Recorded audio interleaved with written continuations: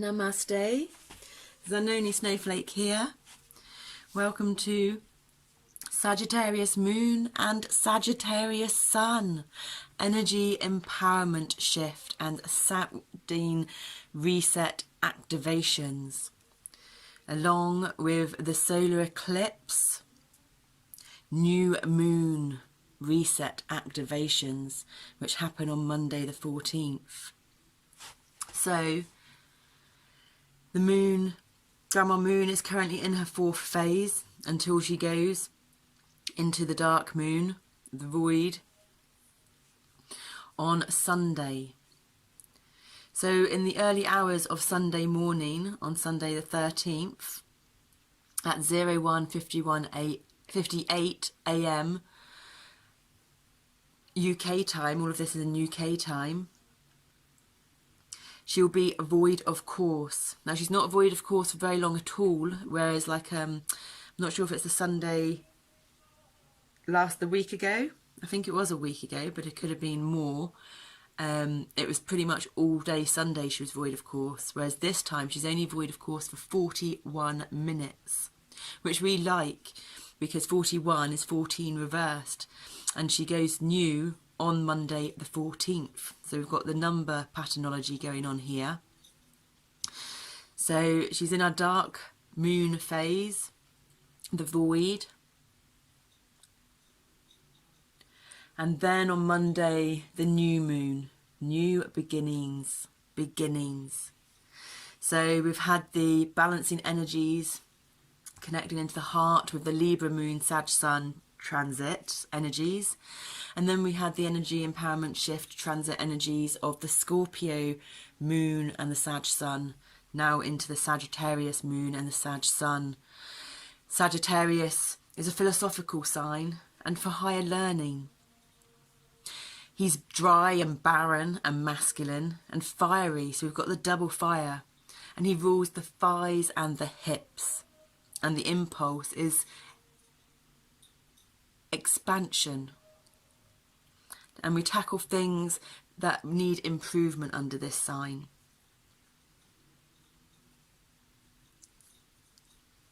Impulse is expansion.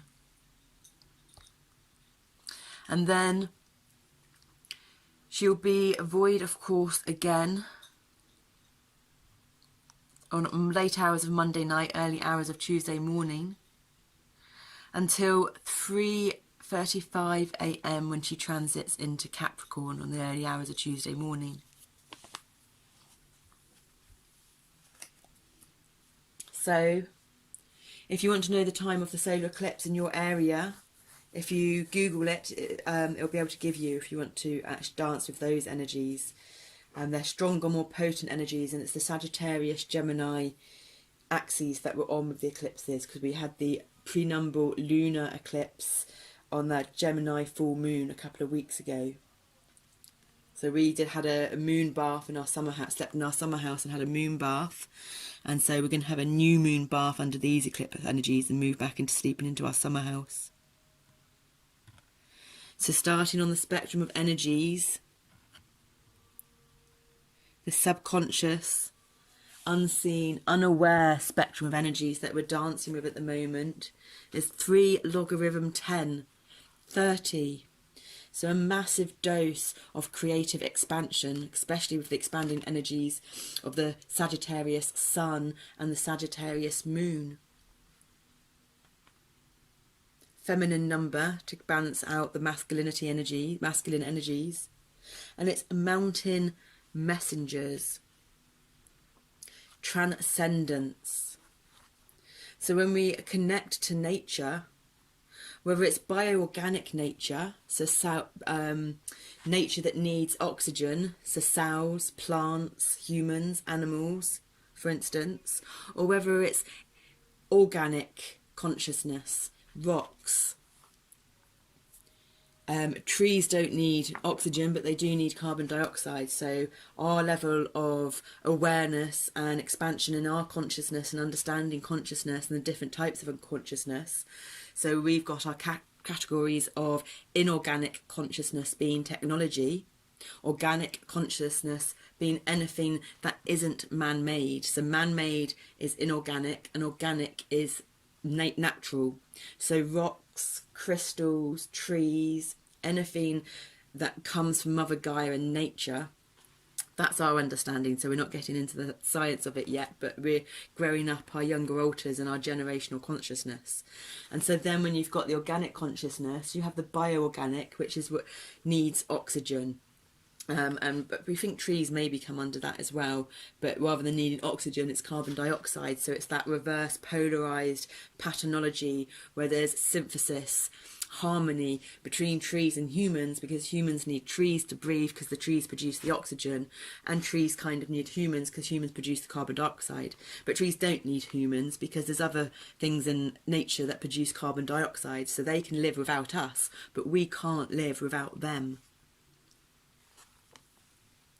So that's why whenever we have intentions and purity of heart and dance with our own integrity and transparency and authenticity, it's about the highest good for yourself, but it's also the highest good for nature and collective consciousness, and dancing with that trinity of three, the triangle that produces strength, and therefore embedding new codes, light language codes, thought language codes, whichever terminology, wording, philosophy, religion, whatever your faith or beliefs are. And if it's scientific, then Bruce Lipton, epigenetics, above genes, nurture over nature. We are not our genes, we are the expression of our genes, and the expression of our genes depends on how we nurture ourselves internally, externally, and our immediate environment. Hence why people who have challenging traumatic childhoods have the programming in them that makes it a lot harder to change that patterning. It makes it harder and more challenging, but it's not impossible. It is definitely doable, because that is what we are doing. And because you've experienced the darkness, if you have had that as a child, you will therefore get the extremities of the lightness. So people that actually haven't had a traumatic childhood and been to the depths of the dark shadows and the darkness won't actually be able to step up into the light, higher light frequencies until they embrace those lower shadow self frequencies. And the lower ones aren't negative or unimportant. There is no higher level or lower level. There just is what there is. Isness, oneness, the judgments and the duality which causes separation and dividing between people and body parts and nature, whereas polarity is where there's integration and synthesis between the two. So then going into the subconscious, unaware, unseen, underlying energies of the reading, we're dancing within that three energy number vibration dynamics again, because 2 + 1 = 3. So 3 is the feminine number, creativity, expansion, creative expansion, or expanded creativity, depending where you are within the energies. And 21 is the top number of 21/34, golden ratio, phi, and they're all numbers from the Fibonacci sequence. And 2 is the number of patience, balance and choices. And 1, the new beginnings, to go with the new moon. The Mayan dream. And the Mayans had it sorted. We misinterpret what some of these cultures, tribes, predictions are saying because of our limited capacity to expand and understand future consciousness. But the Mayans could understand future consciousness, but we can't understand future consciousness until we create space in our body, in our mind, in our cells, to make room for the expanded consciousness, to be able to understand and comprehend the beyond measure, the infinite possibilities of the future consciousness that the Mayans understood. And it's the spiral, which is the Fibonacci sequence, cosmic connection, because everything is interconnected. The male, the masculine energy thinks on the part, the feminine energy thinks on the whole, and we need all of it to be able to be and dance and work together. So it's not about spirituality, and for us spirituality means being in harmony and in your optimum resonance frequency of all your internal rhythms and cycles, so that your circadian rhythms are functioning in their most optimum healthy way, and nature's rhythms and cycles, and those both being in synthesis and harmony together, co-creating a beautiful orchestra of the many parts to function a beautiful whole. with your individual expression of consciousness, of authenticity, being strong and courageous in your vulnerability. And that brings us in to the card given for these most amazing, transformational, dynamic, reset energies that the double Sagittarius is bringing us.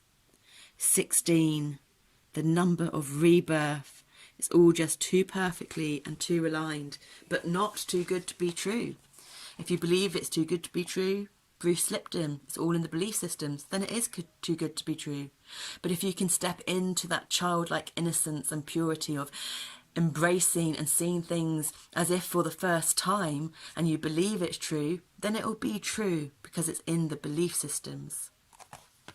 So 16, the number of rebirth, new beginnings 1. 6, harmony, unconditional love. Together equaling 7, self-growth, personal growth, personal development, because you've made space and created room for the expanded consciousness to be able to come in. Connecting your mind, your body and your heart, using your breath, because it is your breath that yokes, joins all of these together. And that is the meaning of yoga. Yoga is a philosophy, an art, a science. It isn't just the physical exercise that the Western world thinks of it. There's 8 limbs of yoga. 1, your yamas, external moral conduct. 2, the second limb, your internal moral conduct, niyamas. 3, your asanas, your postures, the exercise that the Western world knows. 4, pranayama, rhythmic breath control, prana meaning energy. 5, pratyahara, freedom, release from the desires of your senses. So you can take it or leave it. But that's not that you're not allowed it or not to have it because it's bad, because that's getting into duality, not polarity.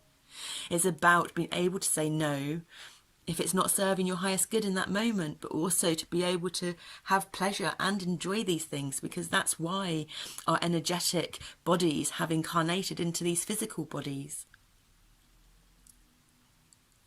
Bringing us up into the 6th limb of yoga, concentration, dharana. You need concentration to be able to focus your energy in one area to one thing. Unless you're lucky or not so lucky, depending on perspectives. It's normally not so lucky to start with until one transcends whatever the labels, disorders, traumas are, to be able to see the gifts of them.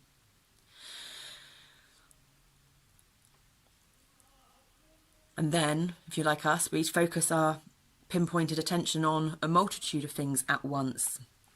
Anywhere from 3, 5, 6. It's calming down though, because it's about finding the ability to focus it on one thing, but then having the ability to focus it on multiple things. There's a great TED talk, a multi-potentialite. It could just be potentialite actually there. And then you go on to dhyana, meditation, which then brings us in to the 8th limb of yoga, samadhi, self-realization. So 16 is shakana, progress, and there's no reversed aspect or polarity of this card.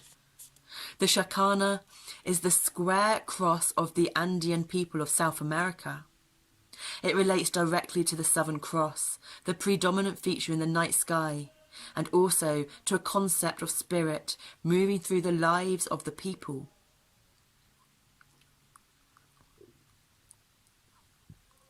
Here, the steps or levels of the shakana indicate the progression of movement from matter to spirit.